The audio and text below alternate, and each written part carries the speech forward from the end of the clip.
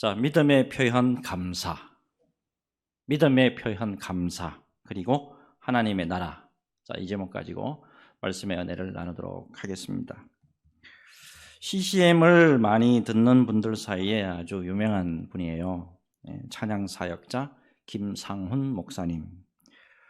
자, 이분은 이제 일반인의 10%밖에 기능하지 못하는 심장 질환을 앓고 계시는 분이에요. 찬양을 해야 하는 사람이 이런 진단 받았을 때 마음이 어땠을까요? 이번에 찬양을 직접 한번 여러분 유튜브 들어가셔서 한번 보세요. 참 마음이 참 먹먹해져요. 근데 이런 절망 속에서 경험한 하나님의 귀한 은혜 때문에 하나님, 제가 죽어서도 찬양하겠습니다. 하나님, 제가 죽어서도 찬양하겠습니다 라는 고백을 하면서 만든 찬양이 있습니다. 그 찬양이 뭐냐 하면 고물심장이라고 하는 찬양이에요. 가사를 한번 보세요. 느리고 또 약해서 아무것도 할 수 없는 내 심장이 당신을 만나 사랑으로 움직이죠. 금방이라도 멎을 고물 같은 심장이 당신의 사랑으로 뛰네. 내가 숨쉬는 것도 내가 서 있는 것도 기적이기에 당신은 나의 기적입니다. 무엇도 할 수 없어 아무것도 할 수 없는 나를 들어서시는 당신의 심장을 내게 주시네. 금방이라도 멎을 고물 같은 심장이 당신의 사랑으로 뛰네. 내가 숨쉬는 것도 내가 서 있는 것도 기적이기에 당신은 나의 기적입니다. 무엇도 할 수 없어 아무것도 할 수 없는 나를 들어서시는 당신의 심장을 내게 주시네.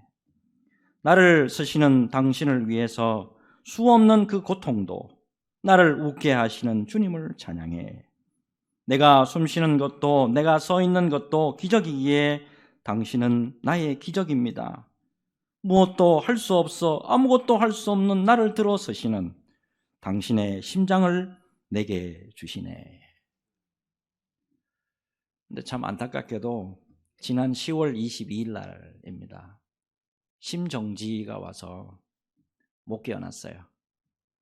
그래서 54세, 54살의 나이로 하나님의 부름을 받았어요. 자기 고백처럼 정말이지 고물심장입니다. 고물심장, 그 몸 가지고, 그런데 놀랍게도 30년 동안에 찬양 사역하면서 하나님의 은혜에 감사하면서 마지막 마침표 잘 찍고 하나님의 부르심을 받았습니다. 느리고 또 약해서 아무것도 할 수 없는 내 심장이 당신을 만나 사랑으로 움직입니다. 금방이라도 멎을 고물 같은 심장이 당신의 사랑으로 뜁니다. 여러분, 이렇게 어려운 상황 속에서도 진실로 하나님 앞에 감사와 찬양할 수 있을까요? 여러분, 오늘은 이 감사에 대한 말씀입니다. 감사에 대한, 그리고 그 감사의 마음으로 하나님의 나라를 어떻게 우리가 섬길 것이냐, 이 핵심 주제 가지고 말씀의 은혜를 나누도록 하겠습니다. 자, 계속해서 이제 누가복음에 나타난 예수님의 공생의 모습 우리가 계속해서 살펴보고 있는데, 자, 오늘 이제 사건이 좀 어디서 일어나느냐 다시 한번 좀 정리를 좀 해드리면, 자, 예수님이 지금 이제 갈릴리 사역을 이제 끝내시고 이제 가버나움에서 이제 출발하셔가지고 이렇게 사마리아 지역으로 이렇게 내려오십니다. 또 이 사마리아 지역에 내려와 보니까 이 사람들이 유대인이라고 배척을 하죠, 예수님을. 그래서 할 수 없이 어디로 들어가시면 요단강을 건너가지고 이 베레아 지역으로 들어가세요. 베레아 지역으로 들어가셨다가 다시 이제 요단강을 건너서 이제 유대 지역으로 오시게 되는데, 오늘 본문은 아마 요 주위 변경에서 이제 일어난 사건이 아닐까 이렇게 추측을 합니다. 자, 먼저 이제 12절과 13절을 한번 보니까, 한 마을에 이제 들어가 보니까 나병 환자가 10명이나 돼요. 나병 환자 10명이 예수님을 보고 멀리서 외칩니다. 자, 12절, 13절. 한 마을에 들어가시니 나병 환자 10명이 예수를 만나 멀리 서서 소리 높여 이르되, 예수 선생님이여 우리를 불쌍히 여기소서 하거늘. 나병, 문둥병입니다. 부정한 자로 여겨졌을 뿐만 아니고 하나님으로부터 저주받은 자라고 여겨졌습니다. 특별히 전염성이 매우 강했습니다. 그래서 공동체에서 아예 완전히 격리가 되어 있었습니다. 자, 이 문둥병자에 대한 말씀, 참고적으로 레위기 13장 45절에서 46절 이렇게 나와 있습니다. 나병 환자는 옷을 찢고 머리를 풀며 윗 입술을 가리고 외치기를 부정하다 부정하다 할 것이요 나는 부정합니다. 나는 부정합니다. 이렇게 외쳐야 되고, 병 있는 날 동안은 늘 부정할 것이라. 그가 부정한 적 혼자 살되 진영 밖에서 살지니라. 그래서 여러분 12절을 보시면 예수를 만나는데 멀리 서서 그러는 거예요. 그 다음에 우리를 불쌍히 여겨주세요. 예수님에게서 멀찌마기 떨어져 있는 상태에서 주여 우리를 불쌍히 여겨 주옵소서. 이 사람들이 멀리 떨어져 있는데도 예수님을 어떻게 알아봤을까요? 예수님을 어떻게 알아봤을까요? 10명이나 되는 나병 환자입니다. 특별히 여러분, 우리를 불쌍히 여겨 주십시오. 이거는 치유에 대한 단순한 요청이 아닙니다. 이거는 믿음의 표현입니다. 이게 무엇보다도 예수 선생님이요 그랬잖아요. 예수 선생님이요. 자, 이 어느 주석가는요, 문둥병의 증상으로 봐서 밖으로 돌출되어 있는 살이 있잖아요. 귀, 코, 입이요. 이게 밖으로 돌출된 살 등이 이게 썩어 들어가기 때문에 예수님 앞에 예수 선생님이요 크게 외칠 수 없었을 것이다. 왜요? 이게 다 떨어져 나가니까 소리도 안 나오는 거예요. 그럼에도 불구하고 외칠 수밖에 없는 거예요. 왜요? 이제 예수님이 예루살렘에 올라가시면 십자가를 지시고 돌아가시기 때문에 이게 마지막이에요. 저들에게는 마지막이라고. 그래서 간절히 외칠 수밖에 없는 거예요. 자, 어쨌거나 이런 외침입니다. 이런 호소예요. 이런 호소에 대해서 예수님이 오늘 본문뿐만 아니고 복음서에 나와 있는 다 말씀 다 한번 보면 단 한 번도 시끄러워요, 조용 좀 하세요, 나 몰라요, 그런 적이 없어요. 예수님의 모습 보면 병자들의 외침, 우리 복음서 보면 병자들의 외침만 있었나요? 아니죠. 귀신 들린 자들의 외침도 있었고, 영적인 고통을 앓고 있는 자들의 외침도 있었고, 가난한 자들의 외침도 있었고, 억울한 자의 외침도 있었습니다. 그런데 단 한 건도 그냥 넘어가신 적이 없으시고 다 그 외침을 들어주셨다라고 하는 사실입니다. 그래서 교회는, 그래서 믿음의 사람은 예수님이 어떻게 하셨는가를 잘 보고 따라가야 되는 거예요. 여러분, 교회를 찾는 분들이 있잖아요. 교회에 오시는 분들이 있어요. 모두 외침이 있는 분들이에요. 속에. 이걸 잘 아셔야 돼. 고통 때문에, 또요 병 때문에, 가난 때문에, 생활의 어려움 때문에, 외로움 때문에, 그리고 나만이 아는 인생의 고난이 있다 이 말이에요. 이거는 하나님과 나만이 아는 고난이 있다 이 말입니다. 이런 외침을 가지고 있는 분들이 교회에 오신다 이 말이에요. 이때 절대 교회는 외면하면 안 됩니다. 이런 분들을 단 한 명이라도 외면하면 예수님도 우리를 외면하실 수 있다라고 하는 사실 놓치지 마시기 바랍니다. 여러분, 믿음의 사람들은 영안이 열려야 돼요. 예수 믿고 난 다음에 육적인 눈만 열리는 것이 아니고 영안이 열려야 됩니다.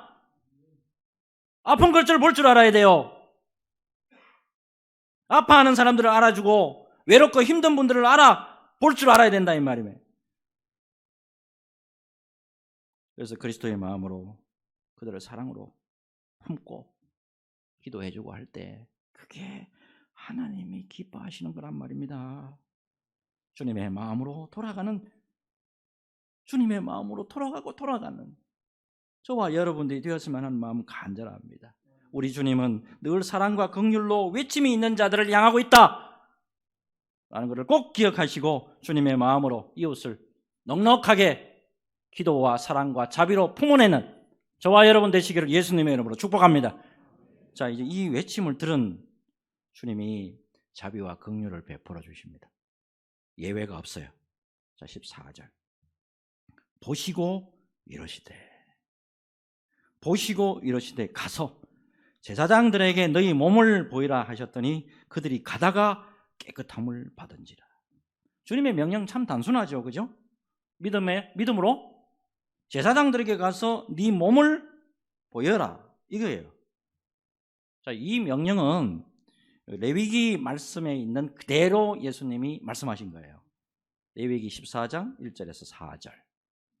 여호와께서 모세에게 말씀하여 이르시되 나병 환자가 정결하게 되는 날의 규례는 이러하니 곧 그 사람을 제사장에게로 데려갈 것이요 제사장은 진영에서 나가 진찰할지니 그 환자에게 있던 나병 환부가 나았으면 제사장은 그 정결함을 받을 자를 위하여 명령하여 살아있는 정결한 새 2마리와 백향목과 홍색실과 우슬초를 가져오게 하고. 자, 그런데 레위기 말씀 잘 보세요. 나병 환자가 치료되었을 경우죠. 나병 환자가 완치되었다 싶을 경우에 제사장으로 데려가야 되고 제사장에게로 가야 됩니다. 그런데 지금 현재 이 10명의 나병 환자들은 나았습니까? 낫지 않았습니까? 낫지 않은 상황입니다. 그런데 놀랍게도 10명의 나병 환자가 순종해서 제사장에게로 가는 중에 모두 치유함을 받았습니다. 한 사람도 예외 없이. 순종이라는 게 중요하죠. 그래서 대부분 설교 어떻게 합니까? 순종할 때 하나님의 은혜가 임합니다. 순종하시기 바랍니다. 아멘. 뭐 이러잖아요. 그런데 여러분 문맥 잘 보셔야 됩니다. 이거 함부로 이렇게 해석하면 안 돼요. 자, 문맥 잘 보시면 순종의 은혜에 집중하기보다는 좀 더 다른 본질적인 게 있다 이 말이에요. 15절 16절 같이 읽습니다. 15절 16절 같이 읽습니다. 시작. 그 중에 한 사람이 자기가 나은 것을 보고 큰 소리로 하나님께 영광을 돌리며 돌아와 예수의 발 아래에 엎드려 감사하니 그는 사마리아 사람이라. 자, 대충 뭔가 앞뒤를 잘 정립하셔야, 문맥을 잘 보세요. 순종, 이것도 중요한데 본질적인 것에 여러분 집중하셔야 돼요. 이어서 17절 같이 읽습니다. 시작. 예수께서 대답하여 이르시되 10사람이 다 깨끗함을 받지 아니하였느냐? 그 9은 어디 있느냐? 자, 특별한 게 발견이 되나요? 나병 고침 받은 사람 10명 다 고침 받았어요. 근데 9명은 유대인이에요. 근데 1명만 사마리아 사람입니다. 사마리아. 주전 722년에 요 사마리아 지역 북이스라엘 망했죠. 아수르에게. 아수르에서 망하면서 대거 이방인들이 들어옵니다. 그래서 많은 결혼이 이루어짐으로 말미암아서 혼혈족들이 엄청나게 많이 생깁니다. 이스라엘 사람들 혼혈족 그 당시까지 안 좋아했습니다. 이방인 취급했습니다. 거기다가 사마리아 지역은 유대교 정통으로 믿지 않고 우상까지 섬겼습니다. 우리가 잘 아는 것처럼 역사적으로 아주 또 원수짓도 했어요. 사마리아가. 우리가 잘 아는 느헤미야서에 보면 예루살렘 성벽이 무너져 있을 때 바벨론 포로에 있던 사람들이 다 돌아와서 성벽 건축을 하려고 할 때 누가 방해를 했느냐? 사마리아 사람이. 그래서 유대인들에게 입장에서는 사마리아 사람들 원수예요. 그리고 그 사람들을 어떻게 취급했냐? 개 같은 인생들이다 라고 취급했습니다. 그런데 그렇게 개같이 취급받던 그 사마리아 사람이 그 한 사람만이 고침받았다고 감사하면서 예수님에게 돌아왔습니다. 예수님의 탄식 다시 한번 보세요. 그 9은 어디 있느냐? 다 깨끗함을 받지 않았느냐? 그 9은 어디 갔느냐? 여러분 더 놀랍게도 19절을 보면 이게 더 놀라운데 단 한 사람에게만 예수님이 구원을 선포하십니다. 여러분 10명 잘 보세요. 10명들 오늘날의 교회 입장에 봤을 때 10명 모두 예수님 만났어요? 예수님 안 만났어요? 예수님 다 만났잖아. 그 다음에 예수님 경험했어요? 안 했어요? 예수님 경험 다 했잖아. 그런데 오늘 19절에 딱 한 사람만 구원 선포 받습니다. 자, 여러분 지금 말씀의 흐름과 맥락이 어떻게 흘러가는지 감 잡히시나요? 19절 그에게 이르시되 일어나 가라. 네 믿음이 너를 구원하였느니라 하시더라. 네 믿음이 너를 구원하였느니라. 인류의 대제사장이신 예수님이 사마리아인의 질병, 육적인 질병 완쾌됐어. 이제 땅 선포해 주십니다. 아울러서 구원자 하나님으로서 영적 구원의 선언도 같이 해 주십니다. 바로 이 순간에 사마리아인 이 한 사람만 영육간의 완전한 구원이 선포되고 있다라고 하는 사실입니다.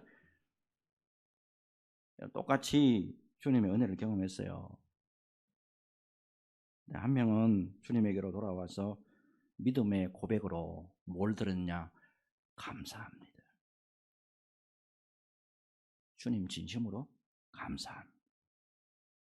여러분, 감사는 그래서 믿음의 표현입니다. 감사는 믿음의 표현입니다. 여러분, 주님의 은혜로 10명 모두가 육신의 고침을 받았어요. 육신의 고침입니다. 그런데 그중 한 명만 예수님에게 감사함으로 믿음의 고백을 드립니다. 그래서 놀랍게도 영혼 구원마저 그 사람이 받습니다. 그러나 나머지 9은 나병은 치유받았을지 모릅니다. 나머지 9명은 육신의 고통과 지금 있는 당장에 처한 문제는 해결받았는지 모릅니다. 그런데 영혼의 문제는 해결받지 못했습니다. 더 궁극적으로 예수님의 십자가 앞에 서지 못했다고요. 예수님의 십자가 앞에. 어느 목사님이 이 부분을 참 이렇게 해석을 해놨던데 제가 참 읽고 참 은혜를 받았습니다. 잘 한번 보세요. 그들이 문둥병에 걸렸을 때 이미 그들은 죽었다고 생각했다. 맞지요? 죽은 거나 마찬가지잖아요. 실제로 그들은 문둥병에 걸림으로써 사회적으로 한번 죽었습니다. 그런데 놀랍게도 예수님의 놀라운 은혜로 죽음에서 건짐을 받았습니다. 문제는 그 다음입니다. 10명 중 9명은 유대사회, 세상으로 다시 돌아갔습니다. 하지만 이 사마리아 사람은 세상으로 돌아가는 대신에 하나님의 백성이 되었습니다. 9명이 세상의 길로 갈 때에 이 사마리아 사람은 교회의 멤버로 예수님의 영광을 위한 삶으로 돌아섰습니다.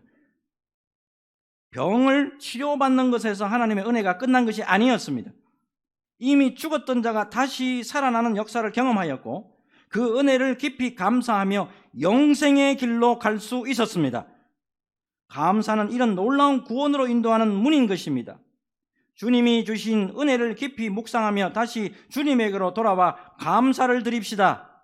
그러면 영생으로 우리를 붙들어 주시며 하나님 나라의 큰 일꾼이 되게 하실 것입니다. 아멘입니까? 여러분, 하나님의, 특별히 예수님의 수많은 은혜를 받고도 감사할 줄 모르는 9명. 수많은 오늘날 동안에 예수님으로부터 은혜를 받았음에도 불구하고 유대인 9명처럼 감사하지 못하는 것이 바로 나가 아닐까요? 감사로 큰 소리로 영광 돌리며 돌아온 사마리아인과 같이 예수님 앞에서 진정으로 감사할 때 이게 바로 예수님 앞에 영광 돌리는 인생이고 감사하는 것이 바로 예수님의 진정한 기쁨이 된다라고 하는 사실입니다. 이 예수님의 기쁨에 동참하면서 이 기쁨으로, 예수님의 기쁨으로 쓰임받는 저와 여러분 모두가 되시기를 예수 그리스도 이름으로 축복합니다. 마지막이요. 하나님 나라에 대한 말씀입니다. 20절. 바리새인들이 하나님의 나라가 어느 때에 임하나이까 묻거늘 예수께서 대답하여 이르시되 하나님의 나라는 볼 수 있게 임하는 것이 아니요. 굉장히 중요한 말씀입니다. 바리새인들 하나님의 나라가 정치적인 나라라고 생각했습니다. 눈에 보일 줄 알았어요. 근데 주님이 말씀하신 나라는 그런 나라가 아니었기 때문에 이해가 안 되는 거예요. 로마의 식민지 아래에 있었기 때문에 유대인들은 메시아가 와가지고 로마 완전 확 뒤집었고 자기네들을 구원해 줄 그런 나라를 기대하고 있었다 이 말이에요. 그렇기 때문에 하나님 나라가 언제 임하나, 언제 뒤집어지나, 언제 뒤집어지나 이게 늘 고대하고 있단 말이에요. 근데 예수님의 말씀 전혀 그들의 생각과 달라요. 하나님의 나라는 눈에 볼 수 있게 임하는 것이 아니다.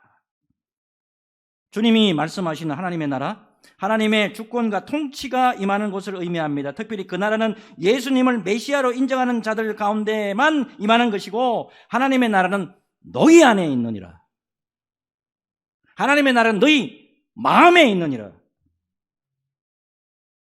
결국 이 말씀은 하나님의 나라가 이미 예수님 오심으로써 하나님의 나라가 이미 예수님이 오심으로 말미암아서 이 땅에 이미 임했다는 겁니다.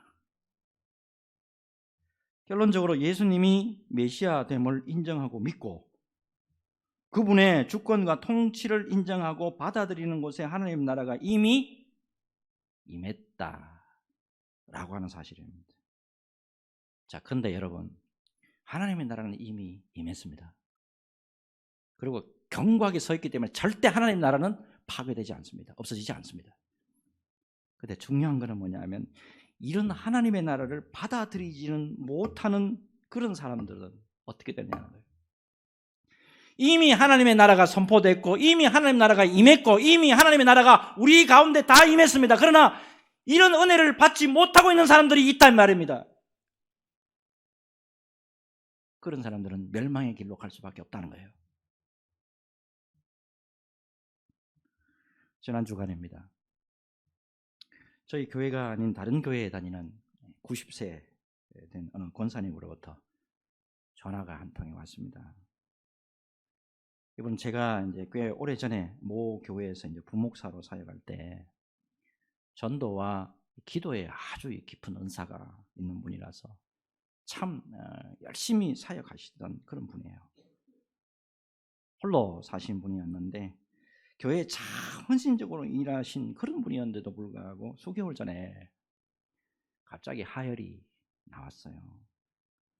그래서 이상하다 싶어서 병원에 가서 검사를 받았는데 자궁암 판정을 받았습니다. 암이 굉장히 또 많이 커졌어요. 그래서 다른 장기까지 이렇게 누르고 있는. 근데 문제는 뭐냐면 하혈이에요. 하혈이 이렇게 심해지면 오래 못 사신다는 거예요. 근데 그 와중에 갑자기 제가 생각이 나더래요. 그래서 전화를 주셨어요. 전화 주신 목적이 뭘까요? 그냥 전화상으로 그렇습니까? 기도하기가 좀 뭐해가지고 집사람 데리고 갔습니다. 가서 기도해드리고 왔어요. 그때가 8월에서 9월 사이였던 것 같습니다. 그 이후에 이제 제가 이제 새벽 기도 때마다 이제 엎드릴 때마다 우리 성도들 다 기도하고 난 다음에 빠지지 않고 이제 이분을 위해서 계속해서 기도를 드리고 있었습니다. 그리고 중간중간에 제가 또 전화도 문의도 하고 그렇게 했습니다. 근데 그 이후에 최후의 소식이 제게 주어진 거예요. 권사님의 경우에 요게 다른 장기에 전이가 되잖아요. 그럼 오래 못 살아요. 근데 전이가 안 됐습니다. 그리고 요 부분만 집중적으로 치유하면 또 나을 수도 있는 그런 또 암이었어요. 감사하게 방사선 치료를 꾸준히 받으셨는데 효과가 좋아가지고 하혈 스톱이 되고 암도 컸었는데 많이 줄었습니다. 목사님 감사해요. 하나님 감사해요. 예수님 감사해요. 눈물이 핑 돌더라고. 주님의 통치권 아래, 하나님 나라의 주권과 통치권 아래 있는 이 백성들을 불쌍히 여기시고 긍휼히 여겨주셔서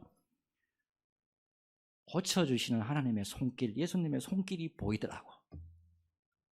너무너무 감사하더라고. 예, 감사합니다 권사님 하고 전화를 끊었어요. 전화 끊고 난 다음에 갑자기 또 무슨 생각이 났냐면, 아직도 이렇게 하나님 통치권에 있으면 이런 좋은 일들이 많은데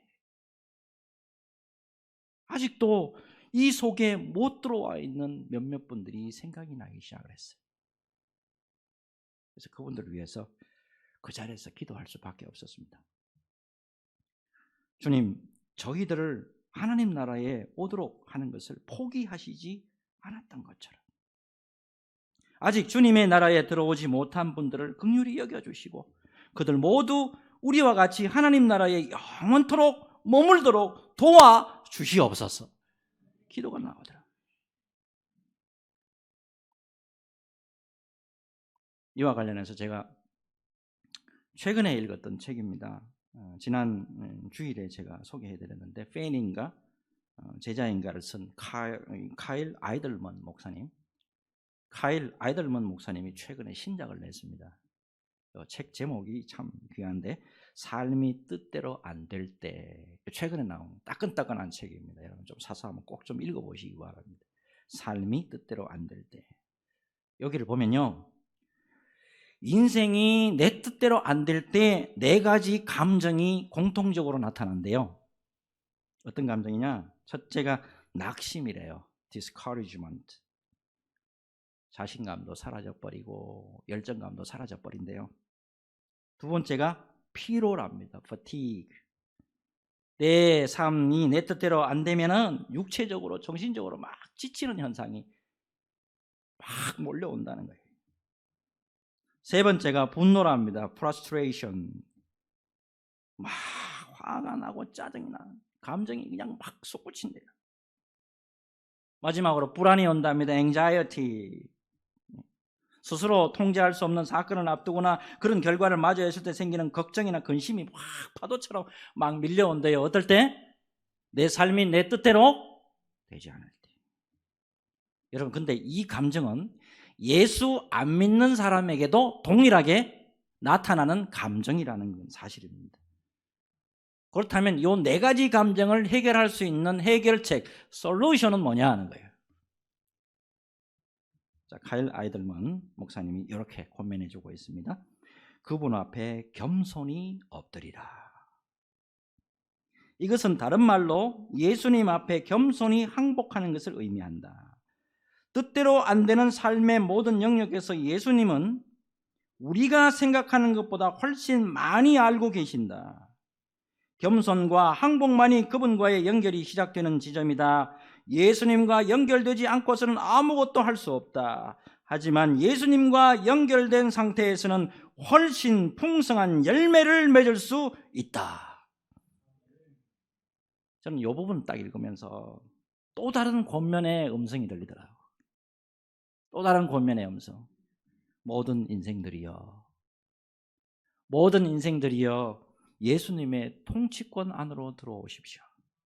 하나님의 통치권 안으로 들어오십시오. 그리하면 평화와 은혜와 승리로 말미암아 온전하게 영광의 삶을 살아갈 것입니다.